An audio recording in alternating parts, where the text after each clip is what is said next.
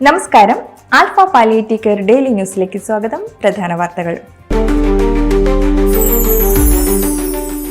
Thrissur Valappad government vocational higher secondary സ്കൂളിൽ SAPC Aarush club ഉദ്ഘാടനവും palliative care ബോധവൽക്കരണ ക്ലാസും നടത്തി. 40 വിദ്യാർത്ഥികൾ പങ്കെടുത്തു. പ്രിൻസിപ്പൽ സിനി ടീച്ചർ സ്വാഗതം പറഞ്ഞു.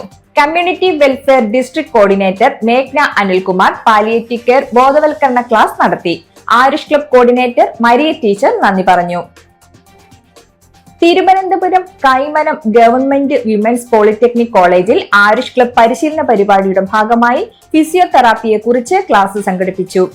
NSS പ്രോഗ്രാം ഓഫീസർ നിത്യയുടെ നേതൃത്വത്തിൽ നടന്ന പരിപാടിയിൽ 55 വിദ്യാർത്ഥികൾ പങ്കെടുത്തു. ഈ വർഷത്തെ ഓണാഘോഷത്തെ കുറിച്ച് ചർച്ച ചെയ്യുന്നതിന് ആൽഫ ആലപ്പുഴ സെന്റർ കമ്മിറ്റിയുടെ യോഗം നാളെ സെന്ററിൽ നടക്കും. രാവിലെ 11:30 നടക്കുന്ന യോഗത്തിൽ എല്ലാ അംഗങ്ങളും പങ്കെടുക്കണമെന്ന് president Shaji Jamal, treasurer K Ramachandran എന്നിവർ അറിയിച്ചു.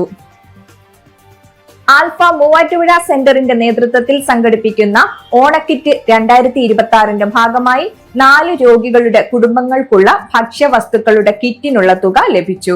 മൂവാറ്റുപുഴ പള്ളിക്കുടിയിൽ LC മാത്യുവിൽ നിന്ന് സ്റ്റാഫ് അംഗങ്ങളുടെ സാന്നിധ്യത്തിൽ Alpha Muvattupuzha centre president Ashraf Manikyam തുക സ്വീകരിച്ചു. ഇതോടെ ഇന്നത്തെ വാർത്തകൾ അവസാനിക്കുന്നു. ജയ് ഹിന്ദ്.